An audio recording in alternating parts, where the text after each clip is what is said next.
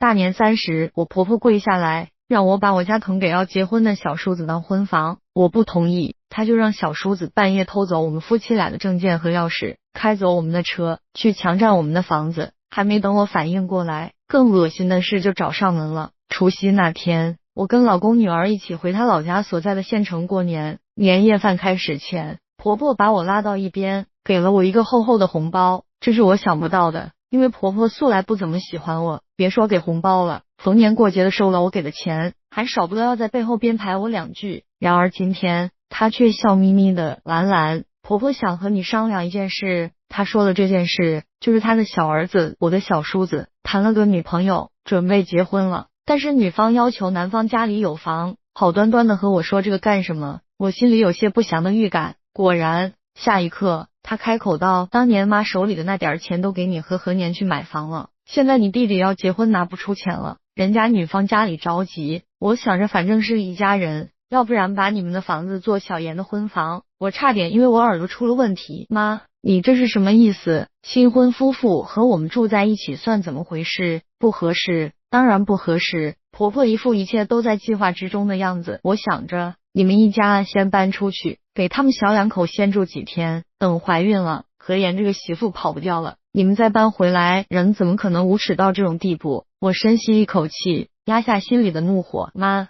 这种事是诈骗，我不会帮你们欺骗一个无辜的女人，这种缺德的事情我不做。说完，我转身想走，谁想到他却一把拉住我，开始声嘶力竭起来，动静闹大，把客厅里的亲戚惊动了。怎么了？怎么了？看着一脸关心的丈夫何年，我依然压不下怒火，压低声音道，你不如自己问问妈。婆婆声音大起来，哎呀，你有什么要说的，你直接说出来啊！我知道你这个当媳妇的对我有意见，别背地里说啊！我就是想着一家人，想让你帮帮你小叔子，你这个孩子怎么这么狠心啊？当年你们结婚，何妍他是不是前后照料着？你们结婚买房，何妍也没少借钱给你们啊！他一边絮絮叨叨的说着，一边抹起了眼泪，一副可怜的样子。我气得浑身发抖，几乎说不出话来。亲戚见了，纷纷上前想把她扶起来，婆婆见有人帮她，更撒起泼来，哭着哭着，她居然一屁股坐在了地上，大骂我和何年不孝，当年买房骗走了她手头的积蓄，现在她没用就不听她的，当年你儿子可不是鞍前马后伺候我和何年结婚吗？我们的礼金他是1分钱没落下，全塞自己口袋了，这么多年我们说过一句话吗？我顾不上何年的劝阻，一把推开丈夫，冲到他面前，我们当初买房，你和何妍当年一共拿了6万不到，还给我们算利息，这么多年拿那一笔烂账和我们扯皮，我们这些年光是何年补贴他弟弟的，没有10万也有8万了。我还要说下去，何年拉住了我，我注意到身后女儿还在张望，强压下火气，余光却又看到了旁边探头探脑的何妍，她今年20来岁，黑瘦黑瘦的，因为打架斗殴混社会，高中都没有读完，在家当个浑浑噩噩的无业游民，给她找了无数工作，她总能被开除，然后继续啃老。我冷笑道，再怎么样也是个20几岁的男人，别遇到事情只会躲在自己妈后面，没用的东西。我告诉你，除非我死了，不然我们家的房你想都别想。年30的晚上，不顾劝阻，我拉着老公女儿去住了旅馆。在旅馆中，我压着火气向老公说明了事情的经过。老公叹息许久，没有说话，打开婆婆塞过来的红包，一叠折起的10元，还真是鼓鼓囊囊一大包。老公摸着我的背，委屈你了，你再忍几天，我们回上海，明年不回来了，只要我们不松口，没人能把我们的房子拿走。我掐着何年腰上的肉，我可警告你，我是不会松口的，你也得管住你自己，别你妈一哭天抢地的。你这什么都忘了，你要敢拿我俩的房子去孝顺她，这婚我们立刻就离。何年抱着我连连保证，我这才在愤怒中逐渐睡去。然而让我没想到的是，更加恶心的事还在后面。第2天春节，何年是个很传统的人，尽管前一天闹得不愉快，依然去了他妈家拜年。不过他还是很聪明的，把我和女儿留在了旅馆。过了几个小时，我接到了何年的电话，佩兰，我妈家的门没开，家里没人。何年的语气带着担忧，显然春节消失是很不正常的事。尽管非常生气，但是考虑到那是何年的家人，我立刻跟着他开始了寻找，各个亲戚打电话问遍，附近的邻居也问了，就在何年着急的要报警之时，婆婆终于出现了，拄着拐杖，气喘吁吁，显然刚刚从某地赶来。何年上去扶住婆婆，妈，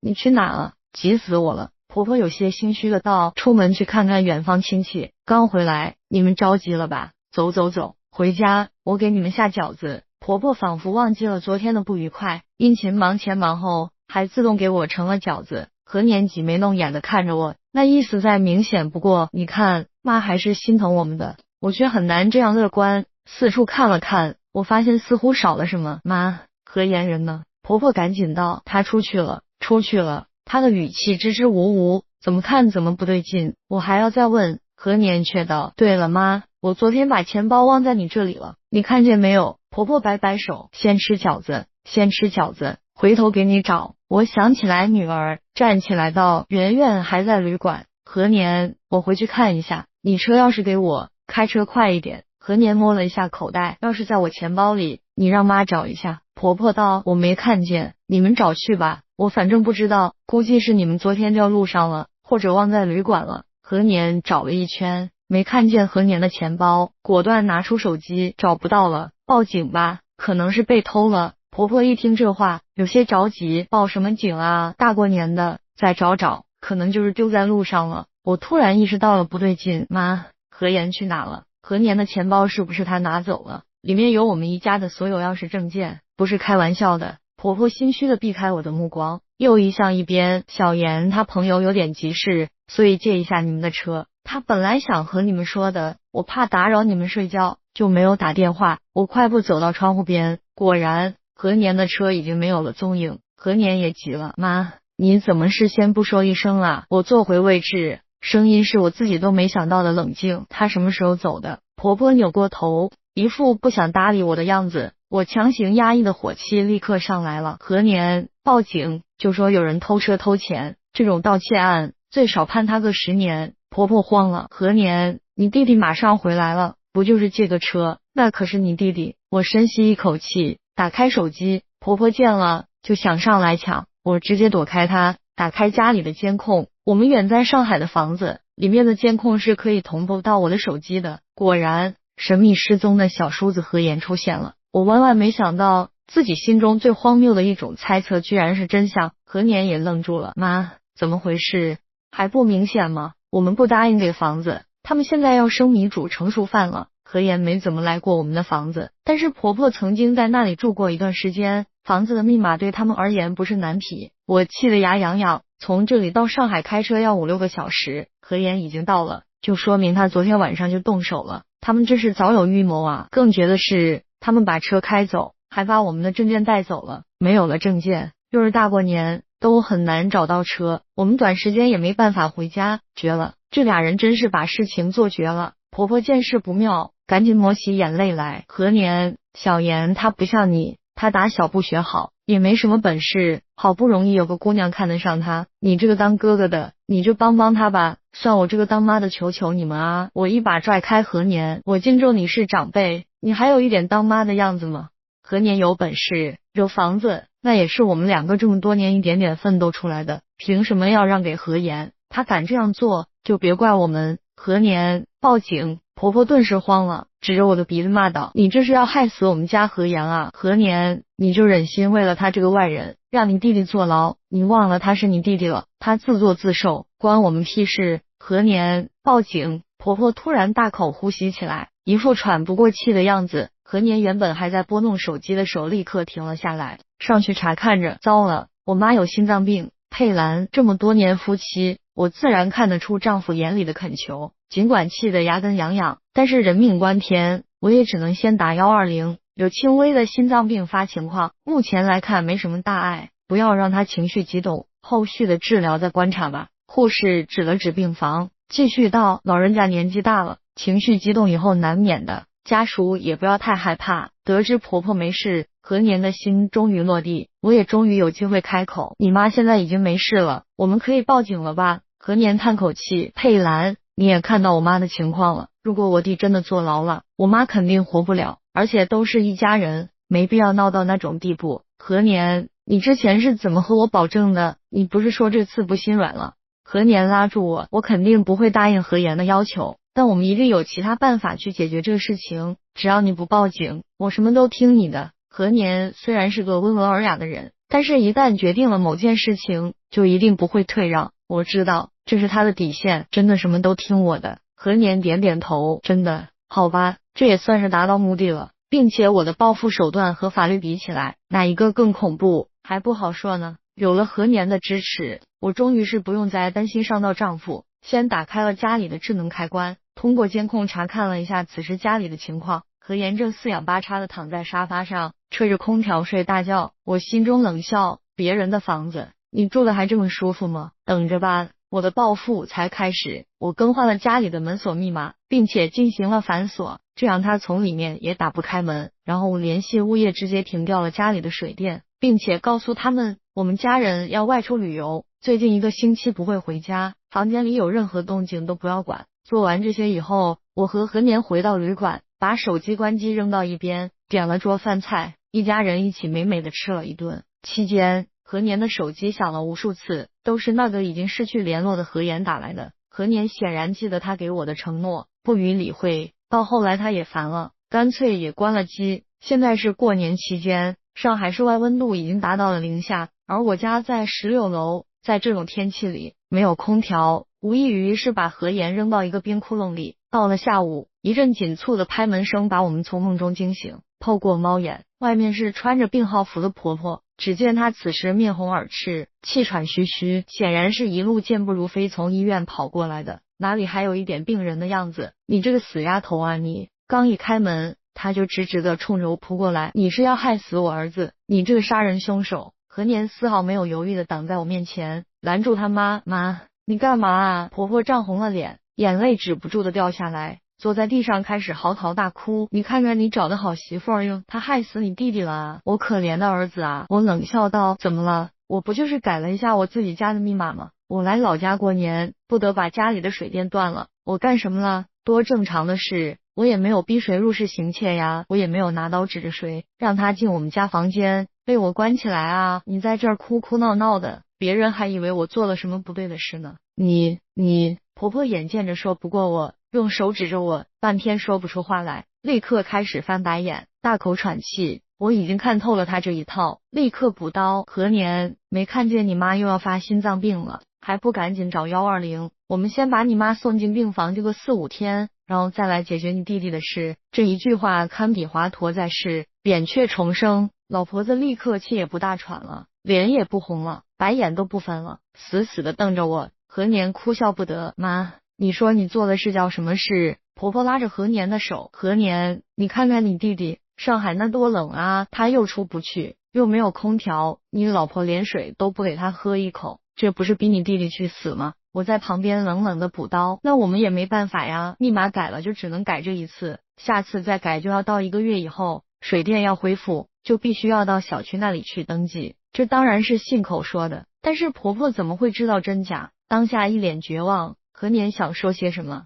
但是在我目光的监督下，她最终只是摸着母亲的手。这样吧妈，我们现在就回去，把小妍带回来，我继续补刀，按你弟弟所赐，临时身份证要3天才能下来，想回去3天后吧。周佩兰婆婆眼睛都红了，好了，妈，交给我吧。何年叹口气，我们找朋友送我们，这样快一点，大过年的，谁愿意啊？我站在何年身后，继续刺激他，人家不过年了，麻烦人家这么大的事，我们还得还人情呢。钱包也被你们拿走了，哪来的钱请司机？婆婆立刻跳了起来，钱包在，钱包还在，我给你们拿来。钱包的确还在，但是里面的钱和车钥匙都不翼而飞了，只有银行卡和我们的证件，这些何言拿了没用，所以留了下来。何年神色暗淡下来，钱包在，婆婆却选择了欺骗他，这意味着什么不言而喻。我拍了拍丈夫的肩膀，示意他还有我和女儿。寒风凛冽的天气，坐高铁回家着实有些折磨，不过想到某个坐在我家瑟瑟发抖的家伙，我的心情立刻好了起来。到了楼下，我让物业恢复供电，然后打开监控，查看了一下何言的状态。他现在没有空调，又没有食物和水，正抱着腿裹着被子缩在被窝里。此时距离我停掉水电已经过去了20多个小时，虽然这对于我来说远远不够，我巴不得让他在这里关个2-3天，彻底长记性。20多个小时寒天冻地，再加上滴水未进，何言显然有些后遗症，哪怕开了空调，也是哆哆嗦嗦的说不出话来。我站在他面前，居高临下，何言，你想生米煮成熟饭，我欢迎啊，我最喜欢胆子大的人。不过我这个人就是喜欢摆弄手机，时不时换个密码，断一下水电。你想住进来，随便你啊，只要你做好时不时被锁进门里，断水断电的心理准备就好了。何言哆嗦着，仍然不忘用怨恨的眼神对着我。我冷笑，这些年出来闯社会，我什么样的狠人没见过，一个靠妈就记得啃老族，想威胁我。然而我没有想到的是，有一句古话叫做宁得罪君子，不得罪小人。何言他是一个彻彻底底的小人，而我低估了这家伙的不要脸和卑劣。何言的到来就像是一个急匆匆的小丑，从登台到谢幕都是昙花一现，拙劣的表演令人发笑。我们谁也没有把一个小丑放在心上，小小闹剧之后依然是正常的生活。然而没多久，何言回来了，嚣张的微信通知高调宣扬着我回来了。我被这只蟑螂的存在膈应的有些反胃，随手就想删除他好友。然而接下来他却又发了一张照片，一张公园的照片，图片里女儿的背影正坐在秋千上，尽管没有多余的字，但是隐含的深意令人不寒而栗。我立刻给带女儿外出的丈夫打了电话，何年，圆圆呢？电话那边，何年的声音有些莫名其妙，你别着急，我们在公园呢，刚才圆圆进去玩了，我在门口等她。我的情绪有些不受控制，快给我找到她，如果圆圆真的受到伤害，何言，我死也要让你偿命。就在我急得焦头烂额之际，丈夫已经把圆圆带了回来。圆圆没事，你这么紧张做什么？我把手机递给他，你自己看。何言，这是什么意思？丈夫脸色微变，这样一想，我刚才的确遇见何言了，难道他在监视我们？就在此时，我的手机一响，打开微信，里面是老公牵制女儿进门的照片，女儿的后背还被人歪歪扭扭的画了一把匕首。老公，现在怎么办？女儿是我的命根子，我根本冷静不下来。何年拉着我的手，放心，他可能就是吓唬一下我们，可是我们都低估了何言的歹毒。何年只是在咖啡厅接了一个电话，转身女儿就不见了。看着丈夫焦急自责的神色，我只能安慰他，毕竟有一个熟悉我们家的人时刻等着下手，这不能怨丈夫疏忽，我们只能焦急的四处找寻着。然而没过多久，我们接到了警察的电话，圆圆被人送到了警察局。看到急匆匆赶到警察局的我们，何言脸上笑容满面，嫂子，圆圆这么点大的年纪，你们可得小心看着呀，还好是遇到了我，要是不小心在哪个交通路口遇到人贩子怎么办？开过来一辆车怎么办？我强忍着怒火，你到底想怎么样？何言指着自己的裤兜，嫂子，我大老远过来看你们，没钱了，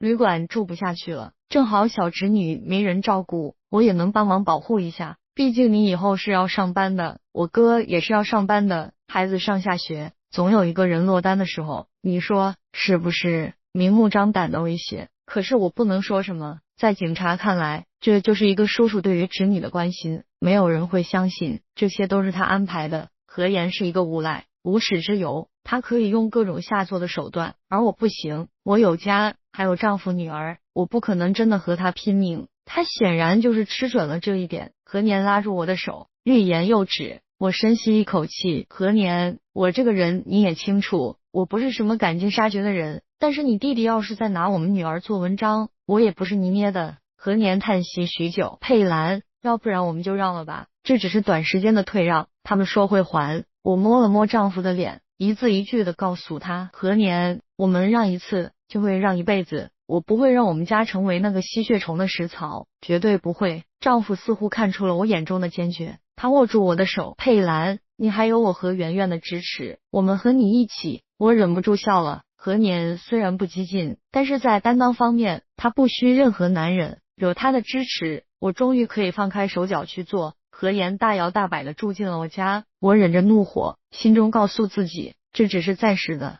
等到计划完成，他将会永远在我的家人面前消失。何言，我们商量了一下，房子是不可能给你的，借用也不可能，但是我们可以借你一点钱，让你自己买房。何言瘫在桌子旁边，剔着牙，多少？我可先说好了，上海这种地方寸土寸金，你们要是给少了，我还是买不起20万。何言随口吐出牙签，那还是算了，我觉得住在你们家舒服多了，其实也没必要找什么女朋友，你们养我就好了，我自己哥的家，我待着肯定比其他地方舒服。我忍着怒气，那你说要多少？何言伸出5个手指，50万，不能再少了。这倒让我有些意外，毕竟这里是上海，他说的50万根本不够做什么，不过这也让我舒了一口气，毕竟50万我们还能拿得出来。我咬牙，好，不过你得给我点时间，我还有一笔资金没到账，到了就能借给你。何言点点桌子，1个星期，最多1个星期，要是我拿不到钱，你们就给我等着吧。他站起身，对了哥，我要出去吃个饭，给我点钱，2000差不多了。何年皱眉，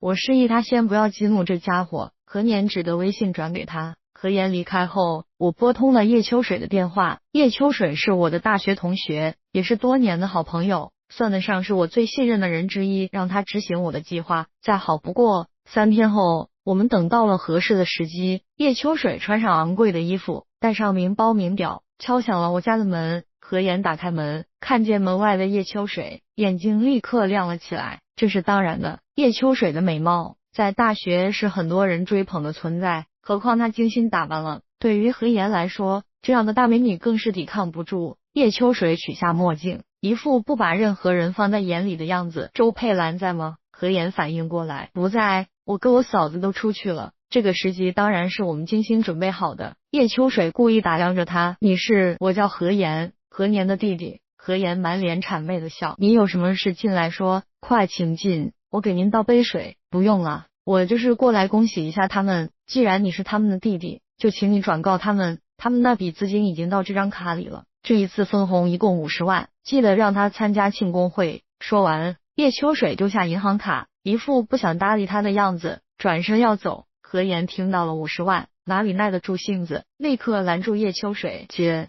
姐，什么50万啊，你不说清楚，我可不敢随便转告。叶秋水睥睨他一眼，嘲笑道，投资这种事儿，说了你也不懂。何言哪里肯罢休，追问不休。我见他已经上钩，赶紧在耳机里安排叶秋水放鱼饵。叶秋水接到指令，对何言放出诱饵，你不会真觉得靠你哥哥嫂子那点死工资能在上海买房吧？他们这些年能赚到钱，还不是靠我带着挖矿。比特币知道吗？我就是做这方面投资的。何言一愣，那不是骗人的吗？叶秋水嗤笑，当然是骗人的，要是所有人都知道这东西是金矿，我们还赚什么？就是要大家都以为这是个骗局，我们这些知道内情的人才好从中间捞金。何言此时已经动了心，那我也想做这个，你不会骗我钱吧？叶秋水不屑道，别闹了弟弟，我们的资金盘早满了，哪里还有外人进来投资的余地？钱这个东西，谁愿意跟别人分？你那几个钢镚，我们根本看不上。叶秋水这话放出来，何言已经彻底觉得他不是骗子了，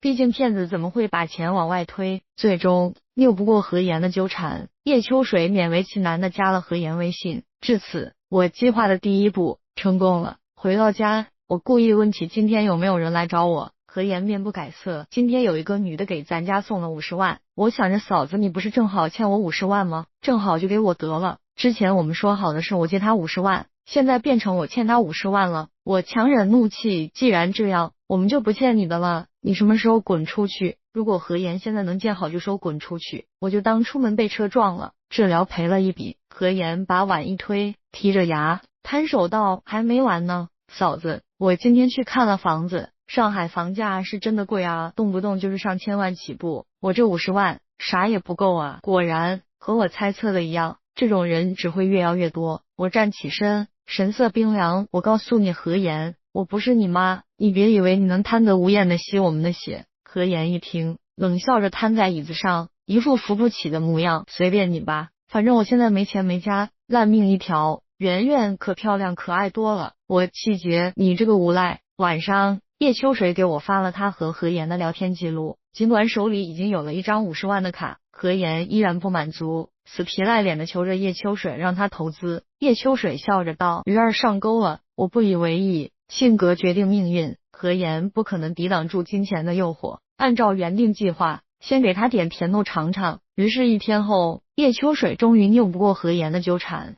答应给他投资一点试试水。何言还是很有戒心的，初始资金投资只出了1000，不过这样也好，他要是真拿出个3万5万的，我们还真不好调动大额资金。叶秋水收了钱，过了2天，转手给了他2200，这次运气比较好，市场回报高，连本带利一共3000。按照规矩，你是由我的账户进行投资的，利润我要抽取40%。何言看着到手的钱，想到3倍的回报，眼睛都红了。那我要是多放点，我岂不是发了？叶秋水不屑道，所有资本都是要成本的，还多放点，你能拿出多少？何言犹豫了许久，姐，我有钱，我妈那里还有一座老房子，不过暂时还在我妈名下，但是我妈说了，以后一定会给我的，全都是我的。叶秋水故意试探道，你妈的房子，你哥不得有一份，能全给你？何言急了，真的是我妈的，那里是拆迁房，拆迁款好几百万呢，就是还没到拆迁的时候，要不然我光拆迁款就足够了。我和丈夫坐在另一边，听着耳机里传来的声音，心里慢慢凉透了。这么大的事情，我和何年却完全不知道。果然，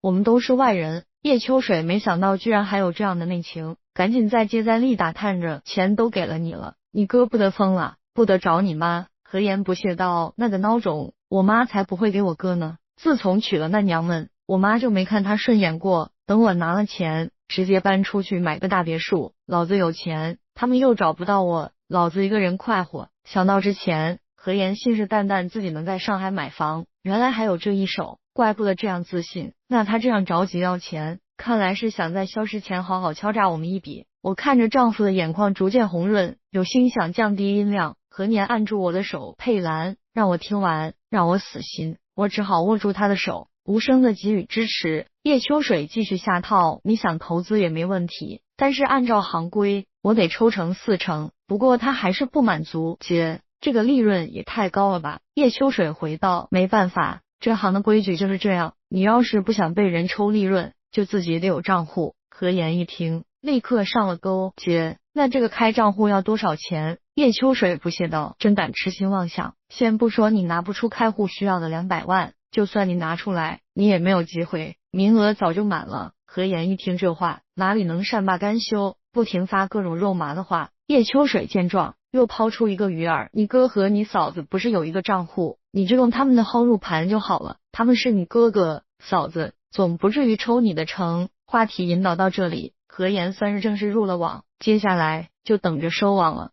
何言果然没有辜负我们的期望，足够厚颜无耻，直接跑到我们面前，空口白牙的让我们把那个所谓的账户转让给他。何年气得原地打转，没想到他的弟弟这么没有下限。我按照计划，故意惊慌失措，你怎么会知道账户的事？何言一脸得意，你们想背着我赚钱，门都没有，反正那是我哥的账户，当然也应该有我一半。今天你们要么给我200万，要么把账户转给我，你们可还有女儿呢，替她想想吧。我和她扯皮，转让给你是不可能的，我们也是花大价钱买回来的，但是可以让给你，看你出多少。何言见我服软，得意的不行，把我给他的卡甩我脸上，那就50万，正好，别以为我不知道，你们密码都没给我，就是不想给我这笔钱。厚颜无耻，不愧是他何言，不过越是这样无耻，我下手也就越没有负担。我拿回卡，卡里本来就是我应得的，除此之外，50万必须是现金。何言还要说话，我斩钉截铁道，不能少，否则我们不会答应，我们也不是泥捏的，大不了我们把房子卖了，带女儿回老家，大家谁都拿不到。事情到了这一步，我与何言已经在僵持中了，不过我还有暗手。何言现在已经十分认叶秋水，果断选择向他寻求帮助。叶秋水道，我手头的钱倒是可以借给你，但无凭无据的，你也没有个抵押，我凭什么借给你？这样吧，你不是还有一个拆迁房？见何言有些犹豫，叶秋水道，我们这行就是这样，投资越大，风险越大，但是收益也越大。现在行情看涨，你随便投下个几十万，都是几百万的利润。你拿老房子贷款100万，除了买账户的50万，还能投资50万，这种行情不出2天就回本了。何言想到之前的3倍回报，50万在他脑子里已经变成了150万，又变成了450万。被利益冲昏了头脑的何言，满脑子只想到买下账户，就有了一只会下金蛋的鸡。不用叶秋水多怂恿，她直接回老家把婆婆的房子改到了自己名下，然后抵押给了叶秋水，当然不是真的借的叶秋水，我们贴心的为何言找到了一个高利贷借贷机构，换来了100万，50万转手就到了我手里，另外50万则是叶秋水的辛苦费。不出意料，对于这个小儿子，婆婆一直没什么底线，我猜测她可能是想着，就算房子没了，他们一样可以住在我家，可惜他们错了，我们是一个完整的家庭，有着自己的生活，不是他们2个人的接盘侠。交换了现金和所谓的账户，何年看着何言，给了弟弟最后一句忠告，希望你不要后悔。何言反而上手想摸我的脸，淫笑着，嫂子，你们现在哪还有多少钱？要不然你来伺候我，我养你好了。何年把我挡身后，又被我拉开，我上前直接给了他一个耳光。叶秋水还给我带来一些意外消息，何言明显是做梦做大了，打上了叶秋水的主意，带着他出去喝酒。不过这个王八怎么可能知道，叶秋水可是千杯不醉的酒神，见何言人事不省，叶秋水直接指纹解锁何言手机，然后把微信数据复制给了我。原来何言不是要借用我家的房子，而是真的要霸占。其实他根本就没有什么女朋友，不过就他那个德行，怎么可能有女朋友？他微信里清清楚楚写着他和朋友的聊天记录，等我进去住一段时间，找人做了何年。反正他一个怂货，凭什么住那么大的房子？我妈说了，他的就是我的。叶秋水还查看了何言的搜索记录，这个恶毒的蠢货居然搜索过很多杀人与毁尸灭迹的办法，除了霸占我家的房子，除掉我的丈夫，何言还想对我下手。用他的原话是，周佩兰那女的，你是没见过，一看就会伺候男人，到时候请你们一起来玩玩。放心，她没了丈夫，一个女的跑不掉，玩一玩就丢，到时候正好把她扫地出门。倒是对着我的女儿，她难得的网开一面，那个小丫头看起来就挺嫩的，到时候兄弟们一起玩玩。小朋友可嫩了，跟着不堪入目的聊天记录映入眼帘，看到这种对话，何年和我心底的最后一丝怜悯也彻底消失。我看着叶秋水动手吧。2天后，叶秋水给何言发消息，投资失败，币圈崩盘了，警察发现我们交易金融货币，现在在抓人，你也赶紧避避风头吧。这个账号是我们向特殊渠道借来的账号，一旦单方面拉黑，以何言的能力，根本找不到叶秋水。与此同时，我与丈夫也早卖掉了房子，换了联系方式，与他们断掉了联系。我们本来就想要换一个生活环境，正好摆脱这2个吸血鬼。何言彻底失去了我们的联系方式，又害怕警察找上门，只能夹着尾巴回老家。然而他想不到的是，真正可怕的地方还在后面。很快就有高利贷机构不断上门催收利息，他们可不是何年可以容忍何言的欠钱不还，3天2天上门打砸，拿棍子指着何言的鼻子大骂。很快，本来就瘦削的何言在这种折磨下更是食不下咽，夜不能寐，婆婆也是天天以泪洗面，2人互相指责。过不了多久，高利贷的失去耐心，上门收房，何言与对方大打出手，失手之下居然捅伤了人，这下他彻底成了过街老鼠，当天就偷跑了，谁也不知道他去了哪里，只剩下一个无家可归的婆婆。虽然她不是一个尽责的婆婆，甚至可以称得上恶婆婆，但是她毕竟是个老人，何年给她在乡下找了一个养老院，每个月定期给她寄点钱，这就是尽了孝心了。但是当婆婆握住何年的手，求她把她接回家赡养，我们都只能表示爱莫能助，毕竟我们曾经给过她晚辈对于长辈的关怀，但是她从来不曾回应过一丝丝的关心，这是她应得的结果。只要她在接下来特日子里不再作妖，我们一定会让她在养老院有一个安定的晚年。但是要是她再打什么歪主意，我也不会怕一个行将就木的老太太。你有哪些特别恶心的亲戚？